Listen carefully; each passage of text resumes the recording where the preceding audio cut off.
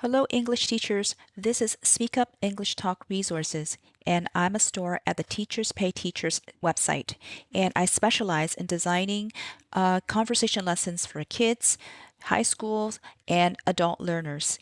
And I've been an online English teacher for many, many years. Many parents have come to me and they ask me, "Hey, Mary, my kids are already learning the traditional grammar, reading and comprehension, and writing at school, but they can't really speak when it comes to real conversation, and they want me to, come up with some lessons to get the kids talking or get the students talking, and this is what triggered me to start designing these conversation lessons. The goal of these lessons is to get the people to really be able to talk like native speakers.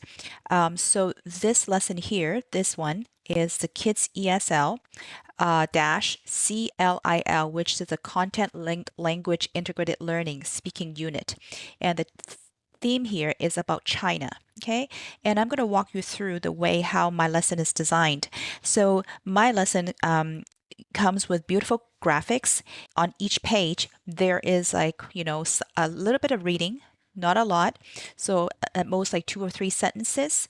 And by the way, these lessons are for like students that are at the upper beginner level to intermediate level, and it's really the teacher has full control on how to pace the lesson and how to and to decide whether to make your conversation more advanced, or if you think that your student is at a upper beginner level, then tone it down a little bit. And also my lessons come with these question prompts at the bottom corner here, and it's meant to save you, the teacher, the time. So instead of you having to come up with questions to start a conversation with your students, you can just follow these prompts. Okay, one of my lessons is about like 30 something pages long, and this one here, this unit comes with practice questions at the end of the lesson. Okay, and so basically, it's a chance for the student to practice, their vocabulary, and also,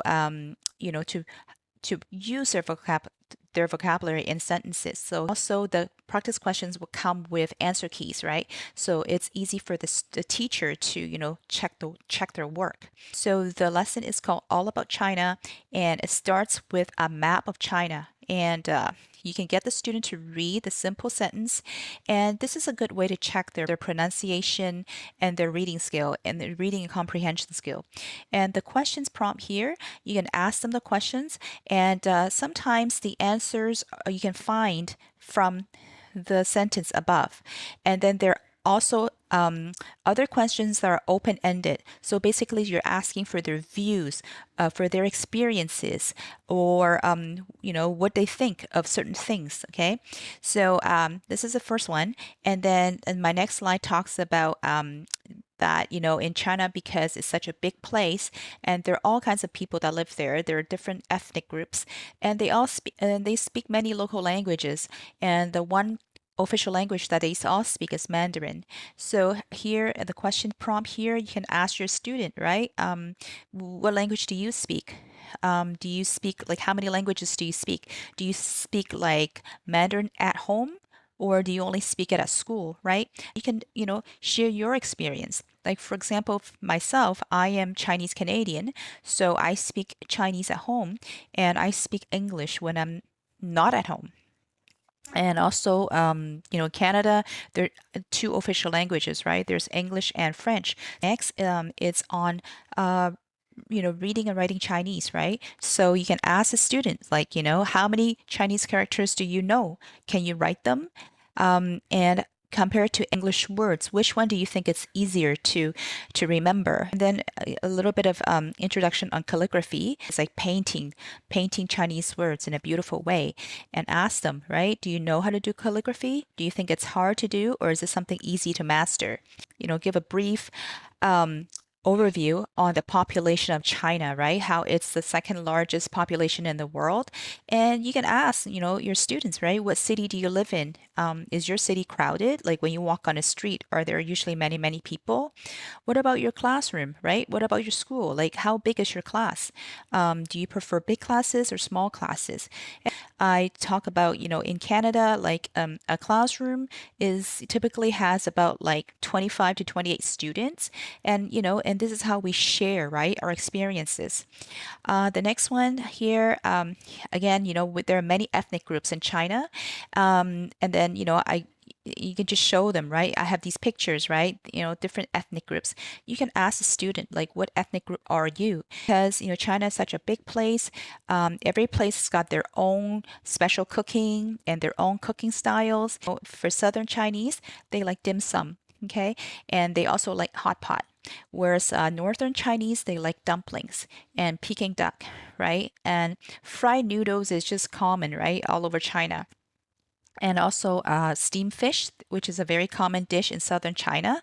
And lamb skewers is more for like people in the north and people in the west, right? In the western China. So ask them, like, what's your favorite? What dish do you cook at home, right? Yeah, an interesting thing is, Chinese people, they eat with chopsticks, and you can do a comparison, right? Other people, like from other countries, they use knives and forks, and some countries even use their hands. So ask them, like, what do you use your chopsticks for? And you'll be surprised. Some students tell me that they only use chopsticks when it comes to eating noodles, and a lot of the times they like to use spoons. And then when they eat like steak, then of course they use forks and knives too. Next slide, I talk about the Chinese culture. The Chinese people, they believe that certain animals bring good luck and fortune. These are, just pictures of various types of animals: the dragon, the turtle, the koi fish, right, the crane, etc. And they all represent something. For example, the turtle represents longevity. The toad represents money and wealth. Ask them, like, do you believe in these things? And a lot of Chinese families, they have pictures of animals, these lucky animals at home, and ask them, like, do you hang any paintings or pictures, in your living room? Any pictures of these lucky animals? And ask them. And then next, again, Chinese people have a strong belief for like lucky plants and flowers. So like the orchid means elegance, right? Or the lily means happiness. And then I would talk to the student, like, do you have any indoor house plants? Which plant do you like? And which plant or which type of flower does your family think, brings luck or fortune to your family? I talk about ancient Chinese inventions. They invented like things like the weaving machine, silk clothes, the abacus, and I would ask the student, right? You can follow the prompt here. Ask them, which ancient invention do you think is the most important, and ask them why. And next, I talk about some like famous cities in China. For example, this one, Harbin, is in the north of China. And the reason it's popular is because in the wintertime, they have this world famous ice festival. And they have these giant ice sculptures. And, millions of tourists go there every year, right? And ask them, have you been to Harbin, in the winter? And do you like playing in the snow? So where you live, does it snow in winter? Here is another city in the south, which is a very famous city called Guilin. It is famous because the mountains are all pointy and it's got beautiful scenery. And you can ask them, like, have you ever been to this place? Or if not, do you want to go there sometime? Talk about some famous attractions like the terracotta warriors, and millions of tourists go there every year to to see these things. And ask the student, have you been to this place? So after that, of course, I talk about the Great Wall, and it also gives I'll talk about a little bit of the history of the Great Wall, why it was built. Ask the student, like, do you know that why the Great Wall was built? And have you been there? And I share my experience. I went there many years ago, and it was during winter time and in December, and that was actually a good time to go because it was not so crowded. So basically, I could just run up and down the Great Wall, right? Whereas if you go there in the summer, then you probably cannot really move because there's so many people there. So ask the student, like, when did you go there? Were there a lot of people? And how long were you there?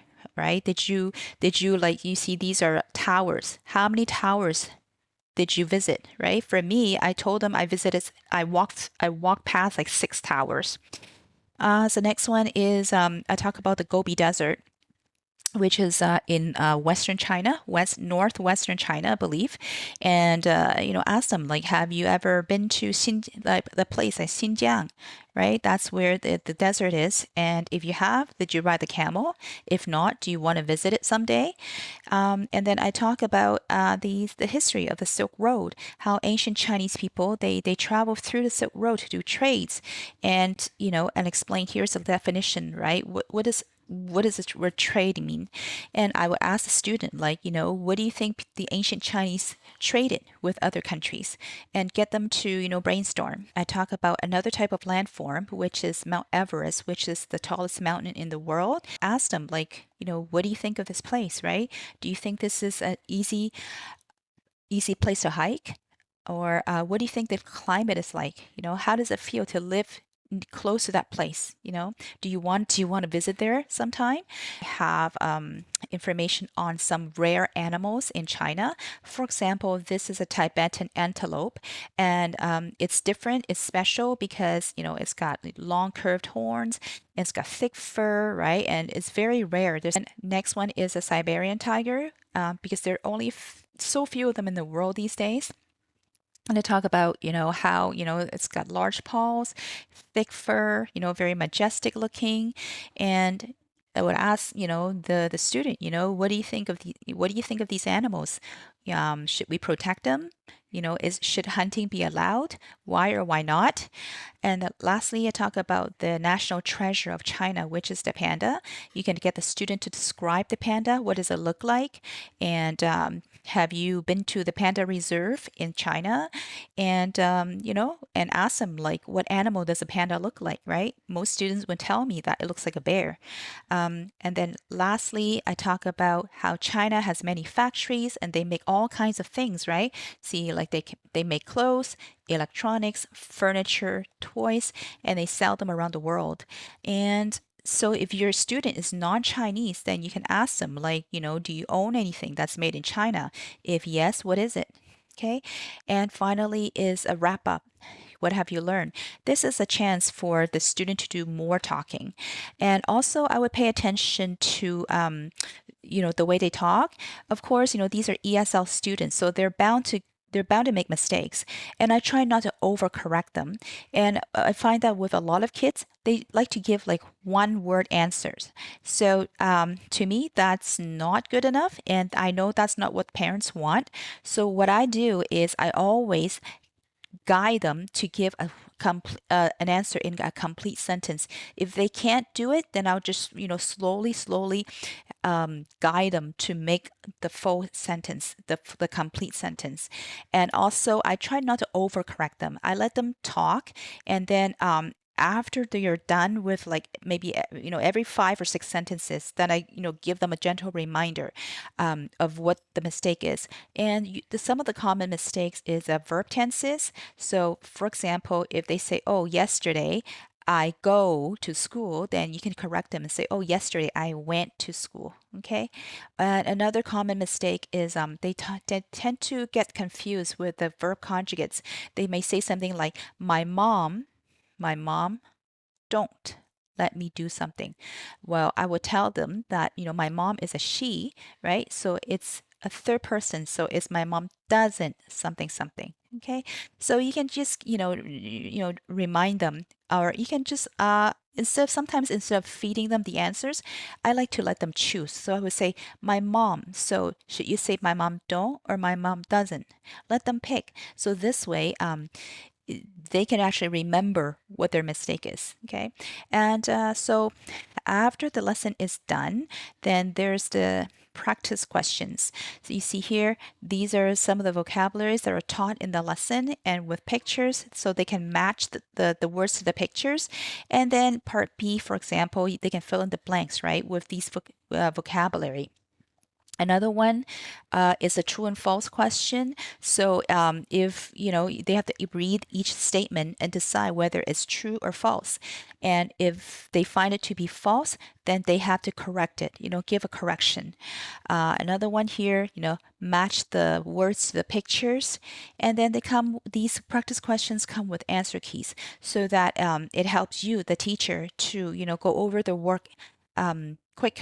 So yeah, take a look. Come to my store. I'm at the Teachers Pay Teachers store, and I sell individual lessons and also lessons in packages.